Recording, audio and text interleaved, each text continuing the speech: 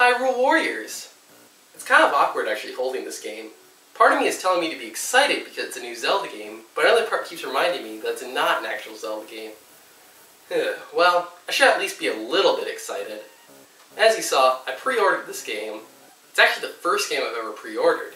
Well, I guess technically it's the first. There still is that other one, but it hasn't come out yet. Well, anyways, let's stop holding the excitement back and pop in Hyrule Warriors. Normally I don't mention this, but right after I started the game, I got an update. The reason I bring this up is because I played the game on day 1 of its release. Well, whatever. Once the game starts, the only mode you can play is Legend, which is the game's story mode. But once you beat the first level, you unlock the rest of the modes. Odd, but okay.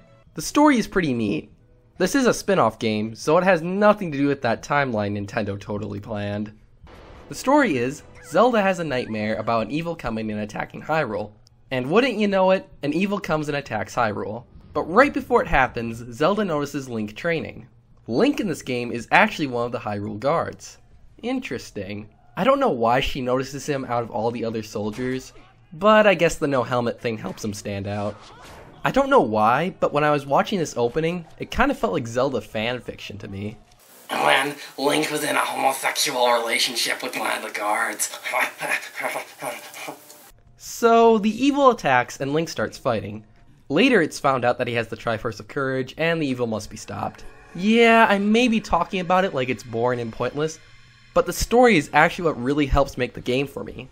This evil makes portals to different areas in the Zelda universe, which allows you to fight a variety of different Zelda enemies, fight in different game worlds, and team up with characters from different Zelda games. It actually feels kind of like a celebration of Zelda, kind of like what Sega did with Sonic Generations. As I said, you get to team up and play as a bunch of Zelda characters, but not all of them are characters from the Zelda franchise. There are a few new characters introduced, though they feel kinda out of place. I guess that is the Dynasty Warriors side of this game shining through.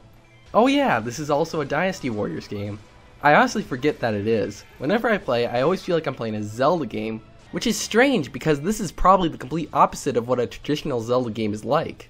With that said, let's talk about the gameplay. Hyrule Warriors is a hack and slash game.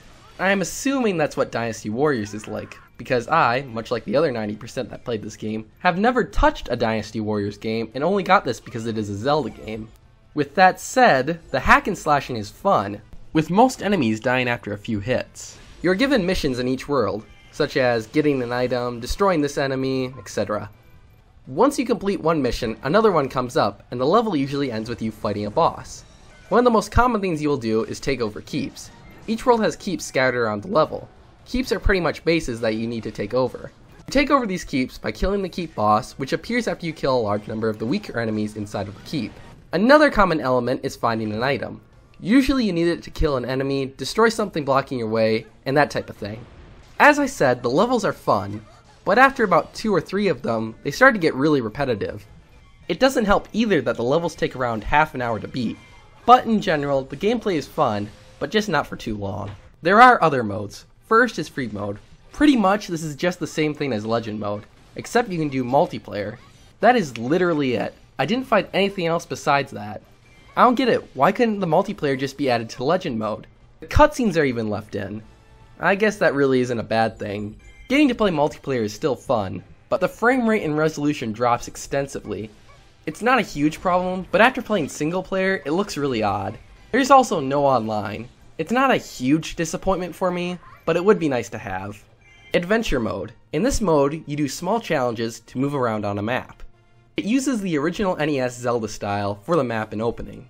This is really starting to make me feel like this is a Zelda celebration. It's a good idea, and one of the better modes that does add in some variety. Hyrule Warriors is good, but not great. After about an hour and a half of playing, the game got really repetitive for me. I guess it's also a Dynasty Warriors game, and perhaps it's just art by forte. The main story is good, but all the other modes seem to be the same thing, with minor variations. In short, Hyrule Warriors is fun, but after completing the main story, it's probably not something I'd come back to. So, Hyrule Warriors gets a yeah! And I can't wait for Zelda U.